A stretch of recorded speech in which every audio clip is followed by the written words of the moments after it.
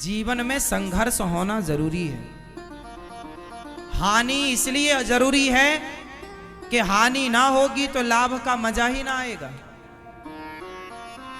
इसलिए बच्चों को संघर्ष करना सिखाओ, बड़ों का सम्मान करना सिखाओ, मर्यादित बोलना सिखाओ।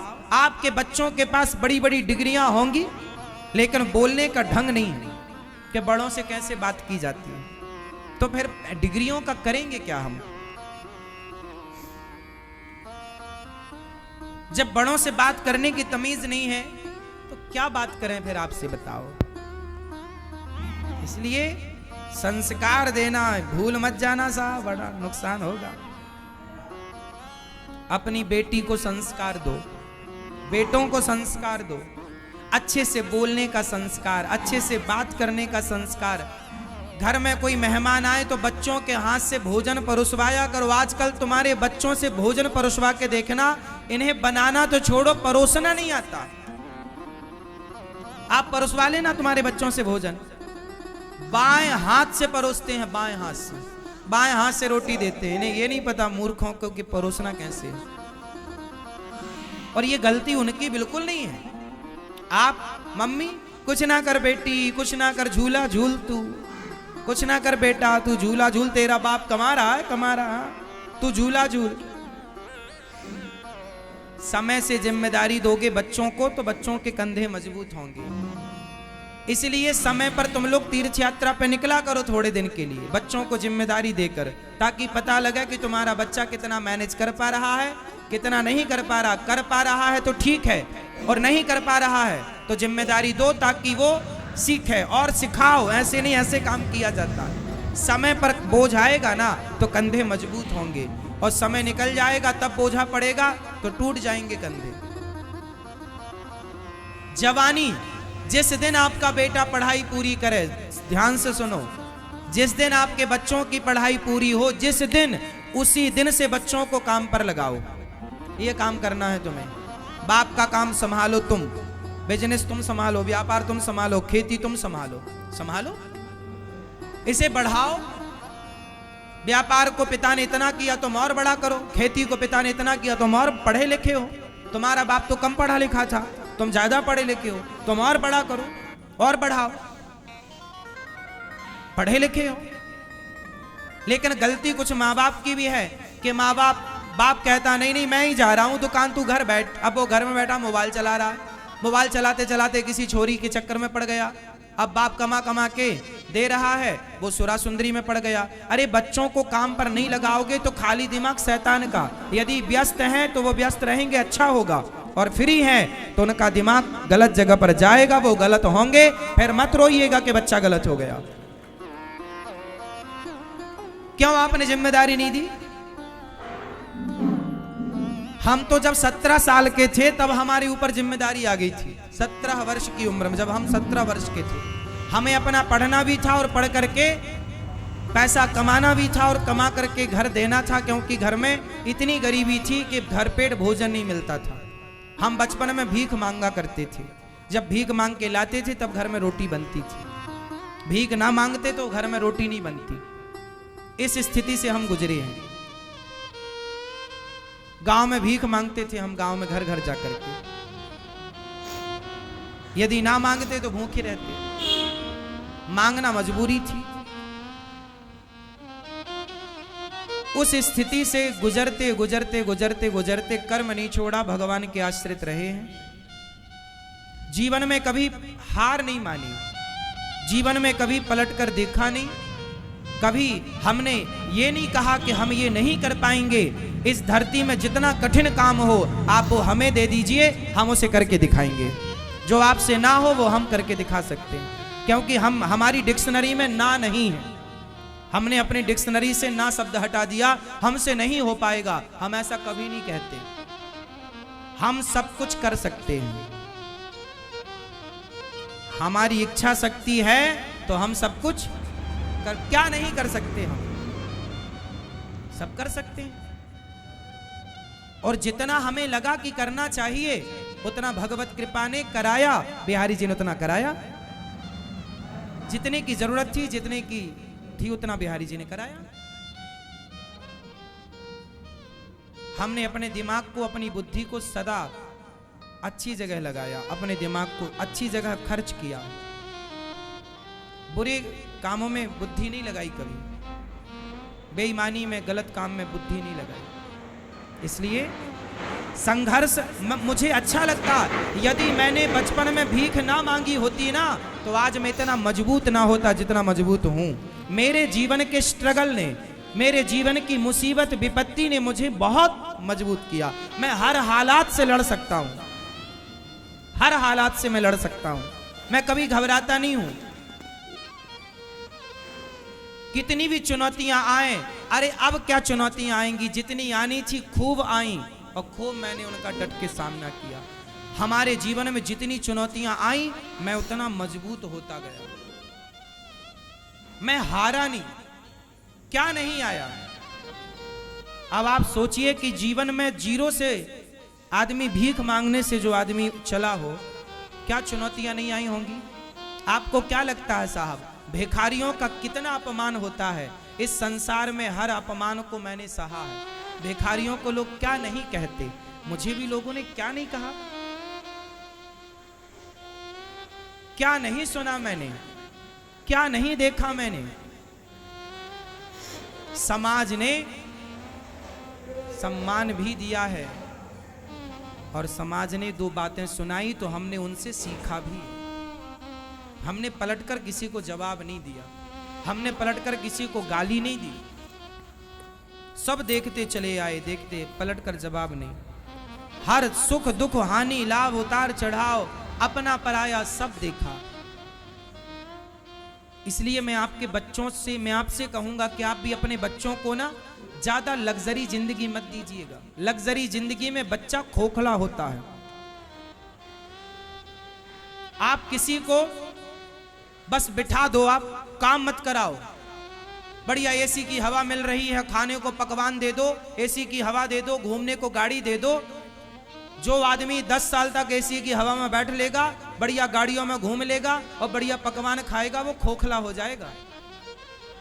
मजबूत होने के लिए ना भूखा भी रहना पड़ता है। मजबूत होने के लिए नंगे पांव दौड़ना पड़ता है, दौड़ना पड़ता है। बच्चों को मजबूत बनाओ साहब, एसी की हवा में बिठाने की जरूरत नहीं है। बच्चों को लग्जरी जिंदगी बाप ना दे। बाप तो बच्चों को स्ट्रगल करना सिखाए। बेटा मेहनत करो, कमाओ, अपना कमाओ, अपना बिजनेस करो, अपना करो। हर सुख दुख उतार चढ़ाव को देखो, हर मुसीबत का, हर विपत्ति का सामना करो। पता लगेगा ना कि विपत्ति पर आप क्या, आपका रिएक्शन क्या है, आप कैसे रिएक्ट करते हैं, आप झेल पाएंगे कि नहीं। पहले जो राजा बनता था ना, बाप जो राजा बनता था तो बाप पहले उसे भेजता था, जा जंगल, पहले शेर का शिकार करके ला। बेटा शेर का शिकार करके लाएगा तो बाप राजगद्दी में बिठाएगा, क्योंकि बाप ये भी तो देखना चाहता है ना कि मेरा बेटा मेरे मरने के बाद ये प्रजा की रक्षा कर पाएगा कि नहीं। जो खुद की रक्षा नहीं कर पाया शेर से, वो प्रजा की क्या रक्षा करेगा। इसलिए पहले के राजा लोग शेर का शिकार करते थे, इसलिए ये दिखाने के लिए प्रजा को कि देखो मैं तुम्हारी रक्षा कर सकता हूं। एक सबसे बड़ा जान पक्षी होता है जिसे बाज कहते हैं। बाज के बारे में मैंने डिस्कवरी चैनल पर सुना। मैं पहले जब टीवी देखता था ना, जैसे आपके बच्चे लोग टीवी देखते हैं ना, मैं पहले टीवी देखता था। अब तो टीवी देखने का समय नहीं है, वर्षों से मैं अब टीवी नहीं देखता। पहले बचपन में मैं बहुत टीवी देखता था, लेकिन टीवी में मैं डिस्कवरी चैनल देखता था। हमारे घर में 2009 में तो टीवी आई पहली बार। 2009, अभी 23 चल रहा है ना, 2009 में हमारे यहाँ टीवी, हम दूसरों के घर में टीवी देखने जाते थे। जब रामायण आती थी, महाभारत आता, तब हम दूसरे गांव में जाते थे टीवी देखने, नदी पार करके। अभी तो आप लोगों के घर में टीवी कब आई? आपके घर में टीवी कब आई? किस सन में?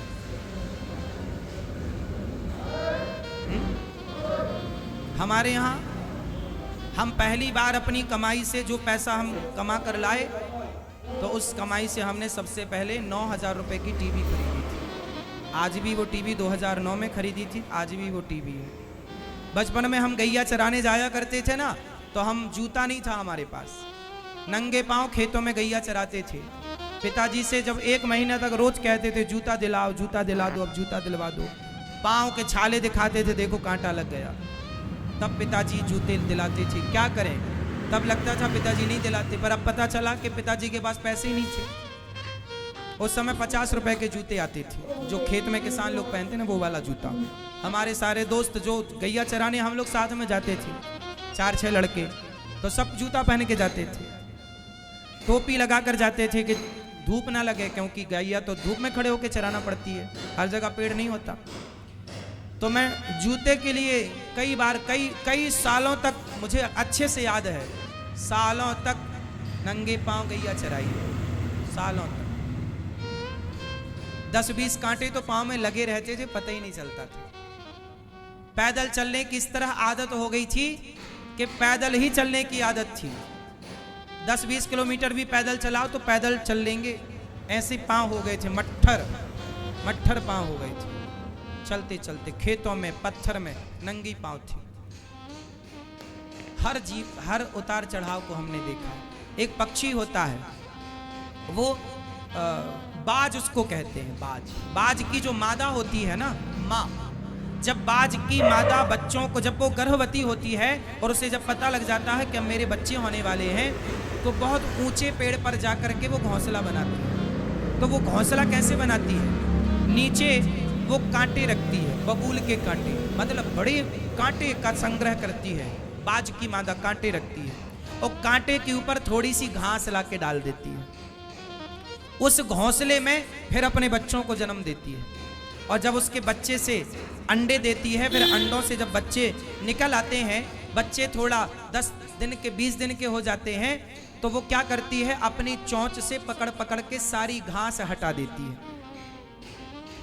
और जब बचते हैं कांटे, अब क्या बचे, कांटे बचे, तो कांटे में उसके बच्चे ना यहाँ वहां भागते हैं और बार बार चुभते हैं उसके बच्चे को कांटे। किसी ने पूछा बाज से, क्यों री मादा, क्यों बाज की मादा, मतलब क्यों तूने ये क्यों इतना कष्ट दिया अपने बच्चों को, ये ज्यादा घास और क्यों नहीं रखती, बच्चों को थोड़ा सुख मिलेगा। बाज की मादा बोली, ना, मैं अपने बच्चों को सुखी नहीं करना चाहती, यदि ये आज सुखी हो जाएंगे तो भविष्य में रोएंगे, इसलिए मैं कांटों के घोंसले में इनको पालती हूं, ताकि अभी से इनको कांटा चुभेगा तो दर्द को अभी से बर्दाश्त करने की क्षमता पैदा होगी, मजबूत बनेंगे। क्योंकि इस धरती का सबसे खतरनाक श्रेष्ठ पक्षी है बाज, श्रेष्ठ पक्षी की मां है बाज की मादा, और उसके बच्चे क्या बनेंगे। बाज जब शिकार करता है ना, तो बड़े बड़े जानवरों को भी पकड़ के उड़ जाता है, इतना बड़ा होता है बाज।